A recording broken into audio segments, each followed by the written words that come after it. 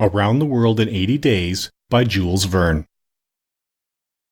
Chapter 15, in which the bag of banknotes disgorges some thousands of pounds more. The train entered the station, and Passepartout, jumping out first, was followed by Mr. Fogg, who assisted his fair companion to descend. Phileas Fogg intended to proceed at once to the Hong Kong steamer, in order to get Aouda comfortably settled for the voyage. He was unwilling to leave her while they were still on dangerous ground. Just as he was leaving the station, a policeman came up to him and said, "Mr. Phileas Fogg?" "I am he." "Is this man your servant?" added the policeman, pointing to Passepartout. "Yes." "Be so good, both of you, as to follow me." Mr. Fogg betrayed no surprise whatever. The policeman was a representative of the law, and law is sacred to an Englishman. Passepartout tried to reason about the matter, but the policeman tapped him with a stick, and Mr. Fogg made him a signal to obey. "May this young lady go with us?" he asked. "She may," replied the policeman. Mr. Fogg, Aouda, and Passepartout were conducted to a palkigari, a sort of four-wheeled carriage, drawn by two horses, in which they took their places and were driven away.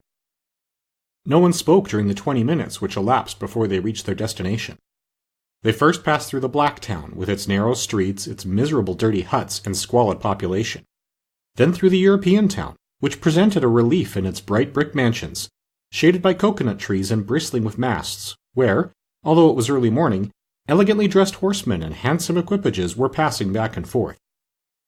The carriage stopped before a modest-looking house which, however, did not have the appearance of a private mansion.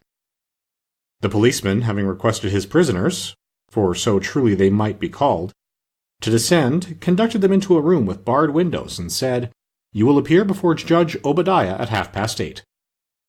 He then retired and closed the door. "Why, we are prisoners!" exclaimed Passepartout, falling into a chair. Aouda, with an emotion she tried to conceal, said to Mr. Fogg, "Sir, you must leave me to my fate.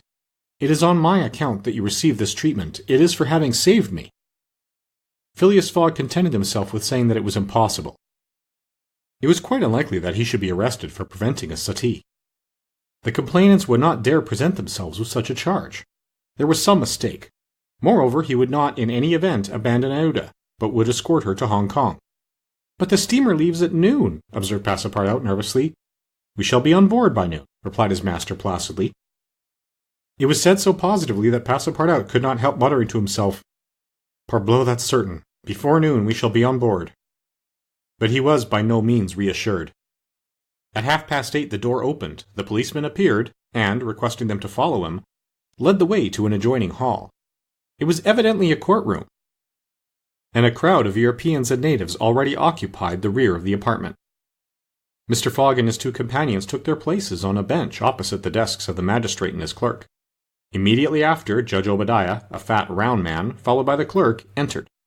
He proceeded to take down a wig which was hanging on a nail, and put it hurriedly on his head. "The first case," said he. Then putting his hand to his head, he exclaimed, "This is not my wig." "No, your worship," returned the clerk, "it is mine." "My dear Mr. Oysterpuff, how can a judge give a wise sentence in a clerk's wig?" The wigs were exchanged. Passepartout was getting nervous, for the hands on the face of the big clock over the judge seemed to go around with terrible rapidity. "The first case," repeated Judge Obadiah. "Phileas Fogg?" demanded Oysterpuff. "I am here," replied Mr. Fogg. "Passepartout?" "Present," responded Passepartout. "Good," said the judge. "You have been looked for, prisoners, for 2 days on the trains from Bombay." "But of what are we accused?" asked Passepartout impatiently. "You are about to be informed." "I am an English subject, sir," said Mr. Fogg, "and I have the right—" "Have you been ill-treated?" "Not at all." "Very well. Let the complainants come in." A door was swung open by order of the judge, and 3 Indian priests entered. "That's it," muttered Passepartout. "These are the rogues who are going to burn our young lady." The priests took their places in front of the judge, and the clerk proceeded to read in a loud voice a complaint of sacrilege against Phileas Fogg and his servant, who were accused of having violated a place held consecrated by the Brahmin religion. "You hear the charge?" asked the judge. "Yes, sir," replied Mr. Fogg, consulting his watch, "and I admit it." "You admit it?" "I admit it, and I wish to hear the priests admit, in their turn, what they were going to do at the pagoda of Pelagi." The priests looked at each other. They did not seem to understand what was said. "Yes," cried Passepartout warmly. At the pagoda of Pelagi, where they were on the point of burning their victim. The judge stared with astonishment, and the priests were stupefied. What victim? Said Judge Obadiah. Burn whom? In Bombay itself? Bombay? Cried Passepartout. Certainly. We are not talking of the pagoda of Pelagi, but of the pagoda of Malabar Hill at Bombay. And as proof, added the clerk, here are the desecrator's very shoes which he left behind him. Whereupon he placed a pair of shoes on his desk. My shoes! Cried Passepartout in his surprise, permitting this imprudent exclamation to escape him. The confusion of master and man, who had quite forgotten the affair at Bombay, for which they were now detained at Calcutta, may be imagined. Fix the detective had foreseen the advantage which Passepartout's escapade gave him, and, delaying his departure for 12 hours, had consulted the priests of Malabar Hill.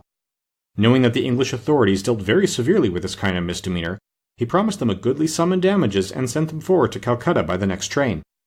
Owing to the delay caused by the rescue of the young widow, Fix and the priests reached the Indian capital before Mr. Fogg and his servant, the magistrates having been already warned by a dispatch to arrest them should they arrive. Fix's disappointment when he learned that Phileas Fogg had not made his appearance in Calcutta may be imagined. He made up his mind that the robber had stopped somewhere on the route and taken refuge in the southern provinces. For 24 hours Fix watched the station with feverish anxiety. At last he was rewarded by seeing Mr. Fogg and Passepartout arrive, accompanied by a young woman, whose presence he was wholly at a loss to explain. He hastened for a policeman, and this was how the party came to be arrested and brought before Judge Obadiah. Had Passepartout been a little less preoccupied, he would have espied the detective ensconced in a corner of the courtroom, watching the proceedings with an interest easily understood, for the warrant had failed to reach him at Calcutta, as it had done at Bombay and Suez. Judge Obadiah had unfortunately caught Passepartout's rash exclamation, which the poor fellow would have given the world to recall. The facts are admitted? Asked the judge. Admitted, replied Mr. Fogg coldly. Inasmuch, resumed the judge, as the English law protects equally and sternly the religions of the Indian people, and as the man Passepartout has admitted that he violated the sacred pagoda of Malabar Hill at Bombay on the 20th of October, I condemn the said Passepartout to imprisonment for 15 days and a fine of £300. 300 pounds! Cried Passepartout, startled at the largeness of the sum. Silence! Shouted the constable. And inasmuch, continued the judge, as it is not proved that the act was not done by the connivance of the master with the servant, and as the master in any case must be held responsible for the acts of his paid servant, I condemn Phileas Fogg to a week's imprisonment and a fine of £150. Fix rubbed his hands softly with satisfaction. If Phileas Fogg could be detained in Calcutta a week, it would be more than time for the warrant to arrive. Passepartout was stupefied. This sentence ruined his master.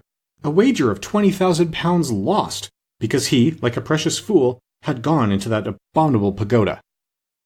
Phileas Fogg, as self-composed as if the judgment did not in the least concern him, did not even lift his eyebrows while it was being pronounced. Just as the clerk was calling the next case, he rose and said, I offer bail. You have that right, returned the judge. Fix's blood ran cold, but he resumed his composure when he heard the judge announce that the bail required for each prisoner would be £1,000. I will pay it at once, said Mr. Fogg, taking a roll of bank bills from the carpet-bag which Passepartout had by him, and placing them on the clerk's desk. This sum will be restored to you upon your release from prison, said the judge. Meanwhile you are liberated on bail. Come, said Phileas Fogg to his servant. But let them at least give me back my shoes, cried Passepartout angrily. Ah, these are pretty dear shoes, he muttered as they were handed to him. More than £1,000 apiece. Besides, they pinch my feet. Mr. Fogg, offering his arm to Iota, then departed, followed by the crestfallen Passepartout. Fix still nourished hopes that the robber would not, after all, leave the £2,000 behind him, but would decide to serve out his week in jail, and issued forth on Mr. Fogg's traces. That gentleman took a carriage, and the party were soon landed on one of the quays. The Rangoon was moored half a mile off in the harbour, its signal of departure hoisted at the masthead. 11 o'clock was striking. Mr. Fogg was an hour in advance of time. Fix saw them leave the carriage and push off in a boat for the steamer, and stamped his feet with disappointment. The rascal is off after all, he exclaimed. £2,000 sacrificed.